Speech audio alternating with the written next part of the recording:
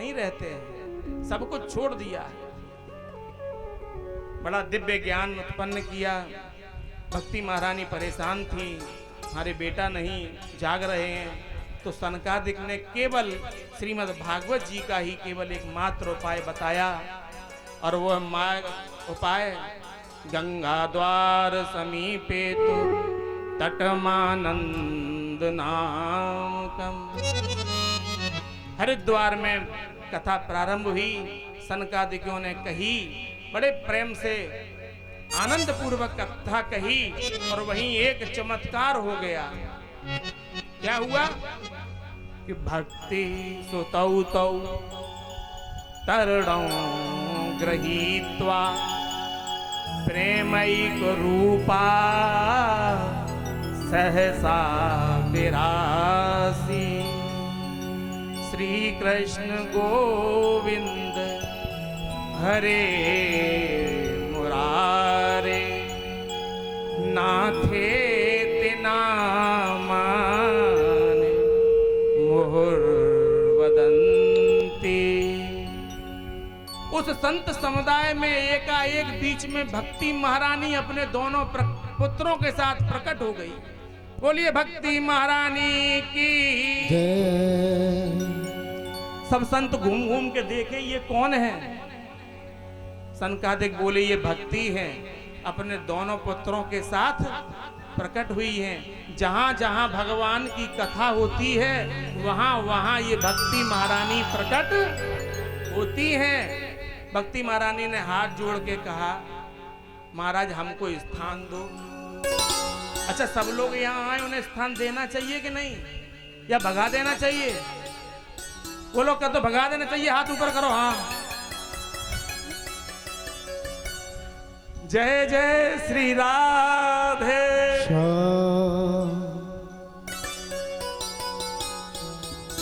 ध्यान से सुनिए, शब्द क्या कहे जा रहे हैं।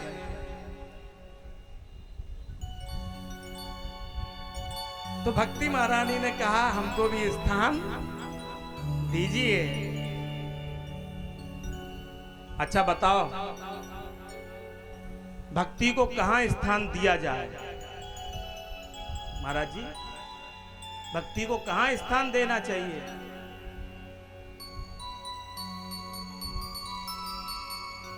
हृदय में तो स्थान है ही, हृदय में ही देना चाहिए। नवधा भगते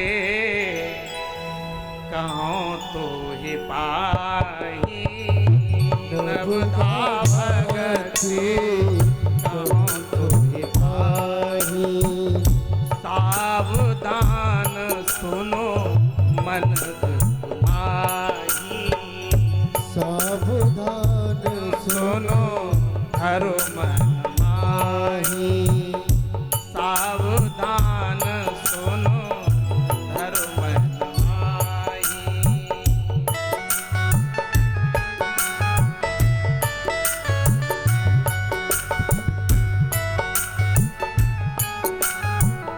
नवदा भगते कहो तो।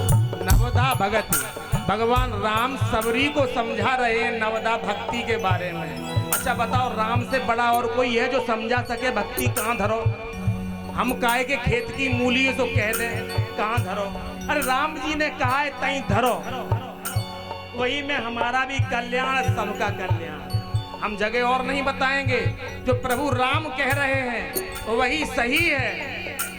भक्ति मन पर रखने की चीज है, तन पर रखने की नहीं। तन पर रखो, मन में रखो, लेकिन सावधान सुनो हरो मन माही। सावधान सुनो हरो मन। थोड़ी सी चर्चा करेंगे नवदा भक्ति पर, क्योंकि नवदा भक्ति पर अगर बोलने लगे तो पूरे फिर 4 घंटे इसी के लिए चाहिए। थोड़ा सा थोड़ा करेंगे आचमन। देखिए, आजकल के युवाओं को भक्ति की परम आवश्यकता है। कैसे लोग कहते थे, अरे तुम तो क्या बूढ़े हो गए जो भक्ति करोगे। इस दास से बचपन में कुछ लोग कहते थे क्योंकि शुरू से ही भगवान में हमारा मन ज्यादा लगता था। तो भागवत आगवत जब पढ़ते थे शुरू से ही, करीब होंगे 15-20 वर्ष के आसपास, तो वो कहते ये कोई उम्र है, अरे तुम लड़के हो, अभी मेहनत करो, कुछ नौकरी वोकरी पाओ, राम भजन में लग गई तो बूढ़ों का काम है माला पकड़े जपे। तो हमने कहा कि राम के नाम से तुम्हें पता नहीं है क्या क्या मिलता है, धर्म अर्थ काम और मोक्ष। तुम तो अकेले धर्म ही के पीछे पड़े हो, एक ही के अर्थ के, हम तो 4 के पीछे पड़े हैं। बोलो तुम बड़े के हम, तुम्हें तो अर्थ ही चाहिए, हम तो धर्म भी लेंगे अर्थ भी लेंगे और काम और मोक्ष। अब कुछ बचा? तो राम है सुमेरिय गाई राम है संतत सुनिया राम गाई। तो नवदा भक्ति आजकल युवाओं को बहुत आवश्यक है।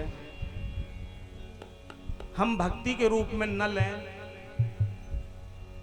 तो इसका पहला नवदा भक्ति का पहला जो सूत्र है, प्रथम भगति संतन कर संगा। मैं ये पूछ रहा हूं कि जो सत्संग है क्या यवानी को आवश्यकता नहीं है? लोग नहीं कहते कि अच्छों के साथ मित्रता करो, तुम्हारी बुद्धि भी अच्छी तरह से काम करेगी। दुष्टों के साथ अगर मित्रता करोगे तो वो तो गिरे हुए हैं गर्त में, आपको भी। और आजकल की मित्रता कैसी है? जब तक आपकी जेब कड़कड़ी है, बढ़िया है, तब तक तो छुप गए हैं, और जहां समाप्त तो वहीं छोड़ के। अच्छा बताओ वकील साहब, रोज लाइन लगी रहती, महाराज जी दे दो 50,000, दे दो 1 लाख रुपया, और ले जाएं फिर लौट के कभी मुंह दिखाते नहीं। कुछ ऐसे भी है फिर मिलने ही नहीं आए। तो सत्संग क्या युवाओं को भी आवश्यक है। ये कुसंग जो मिल रहा है उसका परिणाम आज देख रहे हो संसार में। ये सब कुसंग क्या ही संग है, कोई संस्कार नहीं है। संस्कार विहीन होने के कारण माता पिता भी दुखी हैं, परिवार दुखी है, गांव दुखी है। इसलिए सत्संग की आवश्यकता, अच्छे संग की आवश्यकता सबको है। दूसरे रतिमम कथा प्रसंगा, कथा से ही हमें सत असत का बोध होता है। कथाएं बता देती हैं पूर्व में ऐसा ऐसा इसके साथ हुआ था, हम अगर ऐसा करेंगे तो हो सकता धोखा हमको भी मिल जाए। ये ज्ञान है, ये यहां बताया जाता है। सचेत रहें तब ये स्थिति आ जाती है। तो भक्ति महारानी प्रकट हुई, सोनकादिक ऋषि बैठे थे, सूत जी बैठे थे। उन्होंने कहा कि महाराज इससे केवल भक्ति ज्ञान और वैराग्य ही तुष्ट पुष्ट होते हैं, या किसी पापी के पाप भी नष्ट होते हैं? अगर नष्ट होते हैं तो कैसे कैसे पापियों के पाप नष्ट? हंसे, बोले हम छोड़ो, जो प्रश्न ही तुम्हारा खत्म करे देते हैं। बोले जिसने जीवन भर पाप किया हो और पाप में ही लिप्त रहा हो, एक भी बार कथा सुनने न गया हो और मर जाए, और मरने के बाद प्रेत बन जाए, और प्रेत ऐसा भी नहीं घोर प्रेत बन जाए, और प्रेत बनने के बाद भी यदि एक बार कथा सुन ले तो वो भी मुक्त हो जाता है। श्रीमद् भागवताक्षोयम प्रत्यक्ष कृष्ण है वही, स्वीकृतोऽस्य मया नाथ मुक्त्यर्थम भवसागर। अच्छा महाराज, अच्छा एक बात बताएं, किसी भी कथा को ज्ञान यज्ञ का नाम नहीं दिया गया है। सत्कर्म सूचको नूनम ज्ञान यज्ञ स्मृतो बुधई। राम कथा को राम कथा ज्ञान यज्ञ नहीं कहते, शिव कथा को नहीं कहते। ज्ञान यज्ञ का जो स्लोगन है वो केवल श्रीमद् भागवत को प्राप्त है।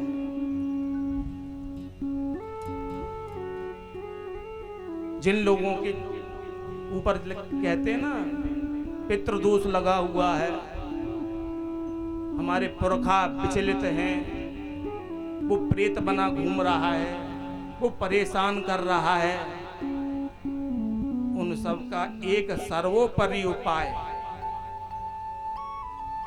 केवल और केवल श्रीमद् भागवत महापुराण। क्योंकि धुंधकारी प्रेत है और उसने कहा था, अभी आगे चर्चा आ रही है, गोकर्णनाथ जी जब पहुंचे हैं वहां तो उसने कहा था कि महाराज हम मुक्त नहीं हुए हैं। तो बोले हमने तो गया श्राद्ध कर दिया था, आप तब भी मुक्त नहीं हो पाए।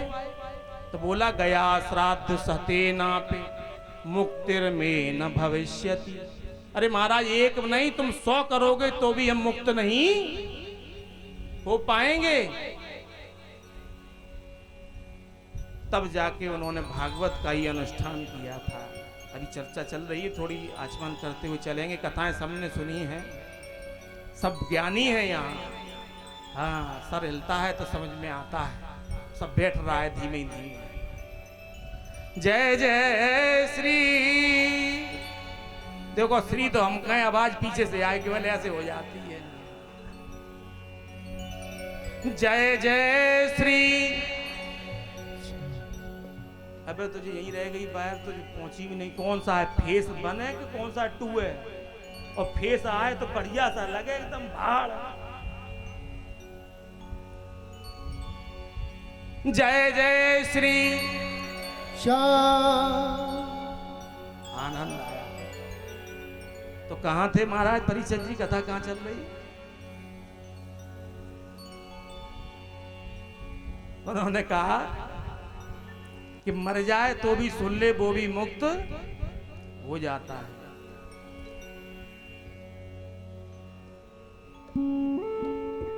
एक सत्य घटना, अब विश्वास नहीं होता है आजकल लोगों को कि धुंधकारी इतिहास है, पता नहीं मुक्त हुआ नहीं होगा। पंडित जी राग अलाप रहे, लेकिन उदाहरण सुन लीजिए। इस कलयुग का कोई सत्युग त्रेता द्वापर का नहीं, ताजी सुनो। एक हरे राम बाबा, कोटा सुना है सबने? कोटा, कोटा में वहां चंबल बह रही है, उसी के किनारे एक हरे राम बाबा का आश्रम था। सत्य घटना है एकदम। और उस आश्रम में बाबा का एक, ये बड़े सिद्ध संत, आज से मुश्किल से 30-35 साल पहले की बात है, सिद्ध संत। और उनके यहाँ 24 घंटे हरे राम राम राम हरे हरे, हरे कृष्ण कृष्ण कृष्ण हरे हरे, हरे राम राम राम हरे हरे, हरे कृष्ण कृष्ण कृष्ण हरे हरे, हरे राम राम राम हरे हरे, हरे कृष्ण कृष्ण कृष्ण हरे हरे। अनवरत 24 घंटे इसी की धुन होती थी। कुछ लोग आ गए, बाबा पास में हमारा गांव है, अगर आपकी चरण हमारे गांव में पड़ जाए तो हमारा गांव भी धन्य हो जाए। कहो हाँ हाँ, सर हिलाते रहो जिसे पता चले कि हाँ ठीक है।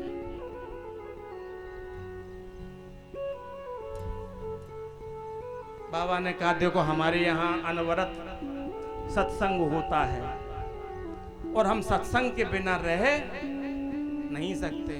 तो गांव वाले ने कहा महाराज हम सत्संग वहां भी करवा देंगे, ये धुनी 24 घंटे आपके सत्संग का कीर्तन चलता रहेगा, आप चलो। बाबा ने कहा नहीं मानते हो तो चलते हैं, चलेंगे। तो ठीक है बाबा हम कल आ जाएं लेने। बोले मत आना, हम सुबह 3 बजे आके 4 बजे अपना निकल आएंगे, ठंडे ठंडे में आपके गांव में पहुंच जाएंगे। बाबा वो चले गए। और बाबा के यहाँ छोटा सा बालक उनकी एक सेवा करता था। उससे कहा बेटा कल जल्दी आ जाना, पड़ोस वाले उसमें गांव में जाना है। सुबह निकल लेंगे, स्नान ध्यान यहाँ कर लेंगे, बाकी का नित्य कर्म सब वहीं करेंगे। बालक ने सुन लिया, बोले हाँ बाबा कितने बजे आ जाएं? बोले 3 बजे आ जाना, 4 बजे तक नहा धो के निकल लेंगे। ठीक है बाबा। बाबा रात में विश्राम के लिए गए कुटिया में अंदर। रात को आवाज लगी, बाबा बाबा मैं आए गयो, चलो। उसी लड़के की आवाज, बाबा सब्जी बालक आ गया। अच्छा ठीक है, बाल्टी और लोटा डोर उठाओ और कुआं पे चलो, स्नान करा। वही स्नान कराता था। बाबा को हाथ पकड़ के ले गया और हाथ पकड़ के गया, लोटा भरा, बाबा को स्नान कराया।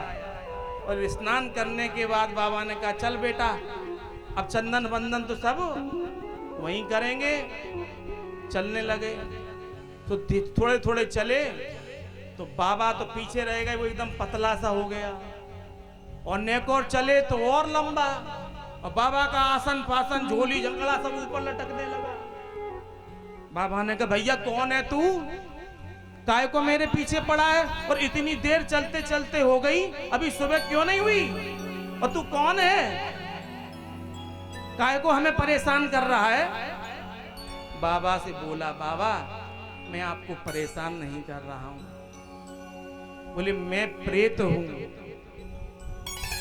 अरे तू प्रेत है तो मेरे पास काय को आया, मुझे परेशान क्यों कर रहा है? बाबा मैं आपको परेशान नहीं कर रहा हूं, पूर्व जन्म में हमसे ऐसे कृत्य हुए हैं जिनके कारण हमको प्रेत बनना पड़ा। और मैं आपके आश्रम के सामने ही रहता हूं यहीं। जब आप यहाँ रहते हो, कीर्तन होता है तो हमारे हृदय को शांति मिलती है। और जब सुना कि आप जा रहे हो यहाँ से तो हमारे हृदय में पीड़ा होने लगी। आप जाओगे, हमारा कल्याण कैसे होगा? हम बिना आपके रह नहीं सकते हैं, हमारे कुछ कल्याण का उपाय बताओ, कुछ करो। बोले बाबा बोले भैया देखो हम पैसा ऐसा कुछ लेते नहीं है, और जो कार्यक्रम कराओगे पंडित जी बुलाओगे पैसा देना पड़ेगा। कहो है तो पैसा वैसा हम लेते नहीं है, मांगते कुछ है नहीं है। तो बोले क्या कराएं? बोले हमारा तर्पण करो हमारे नाम से और हमें भागवत की कथा सुनवाओ बाबा, तो हम मुक्त हो जाएंगे। लेकिन बाबा से कहा पैसा है नहीं। भूत बोला प्रेत चिंता मत करो महाराज, पैसा का व्यवस्था हम पे है। बोले अच्छा तुम्हारे पास है? क्या है? कि महाराज देखो वो आपके आश्रम में वो पलाश का पेड़ है वो। बोले हाँ हाँ। बोले खोदो बई के नीचे गड़ा है। कि अच्छा? कि हाँ। पंडित जी ने कहा हम तो बाबा बोले हम तो नहीं छुएंगे। पंडित जी बुलाएगा हम जैसे कोई भैया, तो पहुंच गए कुलादी लेके खुरपिया लेके, तो खोदने लगे और जो खोदा उसमें संपत्ति प्राप्त हो गई। कोई लक्ष्मी महारानी की। जब कोई सत्कर्म होता है तो लक्ष्मी जी ऐसे ही घूमती हैं, वैसे नहीं मिलेंगी। लेकिन करो सत्कर्म तो अपने आप सारी व्यवस्थाएं, बड़े से बड़े आयोजन होते हैं, लक्ष्मी का पता नहीं है कहां से आएगी क्या होगा। और सब निकला। बाबा ने कहा देखो जब तुम जाओ यहां से मुक्त होके तो हमको आभास कराना, बताना। तो पहले दिन कथा सुनी, दूसरे दिन 7वें दिन जब कथा सुनी तो एक दिव्य रूप प्रकट हो गया। दिव्य रूप धरो जातस तुलसी दाम मंडित, पीतवासा घनश्यामो मुकुटी कुंडलान्वित।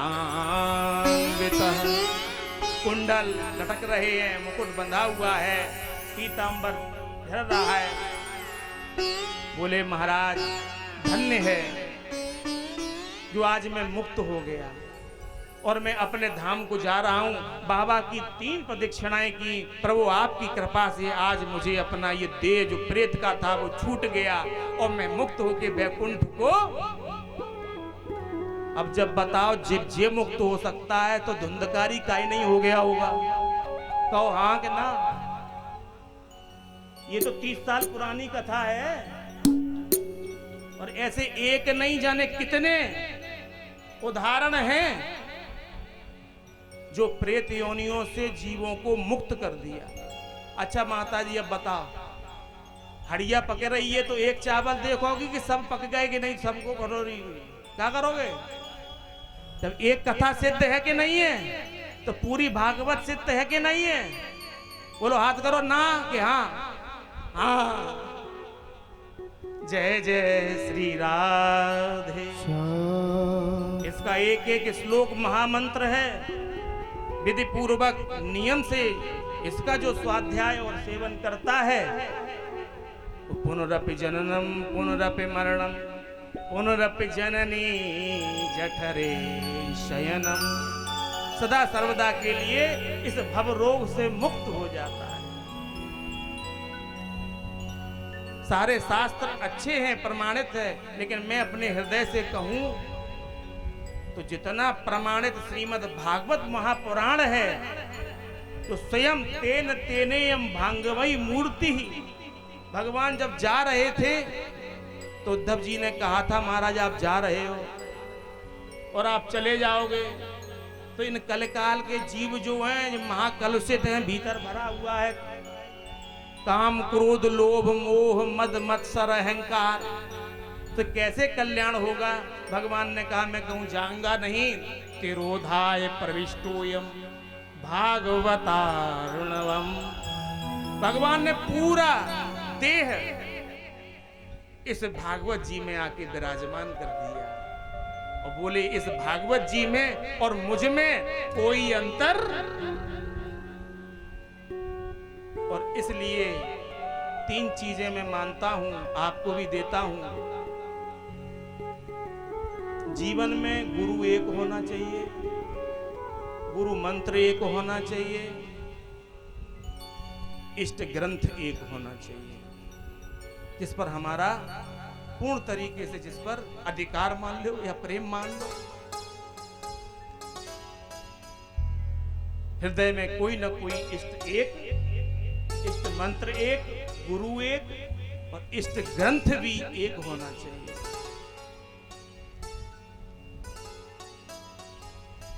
इस प्रकार एक बार धुंधकारी की कथा आती है, इसमें आचमन करते हैं। बोले इतिहास की एक कथा है। एक तुंगभद्रा नदी के किनारे एक आत्मदेव नाम के ब्राह्मण रहते थे।